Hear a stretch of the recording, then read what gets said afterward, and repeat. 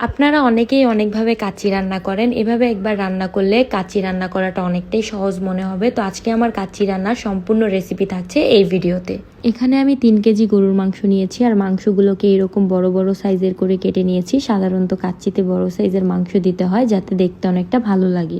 এরপর মাংসগুলোকে ভালো করে ধুয়ে নিয়ে এর মধ্যে দিয়ে দিলাম আদা রসুন বাটা, টক দই, বাদাম বাটা, লেবুর রস, লবণ, মরিচের গুঁড়া, 3টা প্যাকেটের কাচ্চি মশলা, পেঁয়াজ বেরেস্তা, সয়া সস, সরিষার তেল, টমেটো সস আর সয়াবিন তেল। এখন সবকিছু একসাথে ভালোভাবে মেখে ম্যারিনেট করে 2 ঘন্টার জন্য রেস্টে রেখে দিব। তারপর 2 কেজি বাসমতি চাল পানিতে 30 মিনিটের জন্য ভিজিয়ে রাখবো। এরপর চুলাতে পানি বসিয়ে দিয়ে দিব সয়াবিন তেল, 3টা প্যাকেটের আস্ত মশলা আর লবণ। এরপর পানিটা গরম হয়ে গেলে ভিজিয়ে রাখা চালগুলো ধুয়ে এর মধ্যে দিয়ে দিব।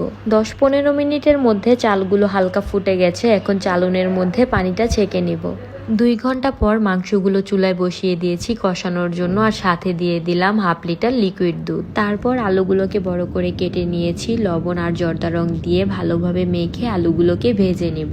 আর মাংসগুলো কষানোর মধ্যে অনেকটা সেদ্ধ হয়ে গেছে। এর মধ্যে পানি দিয়েছি যেন মাংসগুলো ভালো করে সেদ্ধ হয়। আর কিছুক্ষণের মধ্যেই মাংসগুলো সেদ্ধ হয়ে গেছে। পুরোপুরি সেদ্ধ হতে টাইম লেগেছে 1 ঘন্টা 30 মিনিট। এখন একটা বড় পাতিলের মধ্যে সবকিছু এভাবে এক এক করে সাজিয়ে নিব। তারপর এর মধ্যে দিয়ে দিব জর্দা রং, ঘি, পেঁয়াজ বেরেস্তা আর আলু বোখরা। এখন পাতিলের মুখটা প্লাস্টিক দিয়ে বন্ধ করে দিব যেন ভেতরের ভাপটা বাহিরে বের হয়ে না আসে। তারপর ঢাকনা দিয়ে ঢেকে 40 মিনিটের জন্য দমে বসিয়ে দিব। 40 মিনিট পর এটা খুলতেই এত সুন্দর একটা স্মেল এসেছে আর কাচ্চিটা দেখতে অনেকটা সুন্দর লাগছে। ছোট বড় সবাই কাচ্চি খেতে অনেক পছন্দ করে। আপনারা চাইলে আমার এই রেসিপিটা ফলো করে বাসায় কাচ্চি রান্না করে খেতে পারেন। এভাবে কাচ্চি রান্না করে খেলে আসলেই অনেক ভালো লাগবে।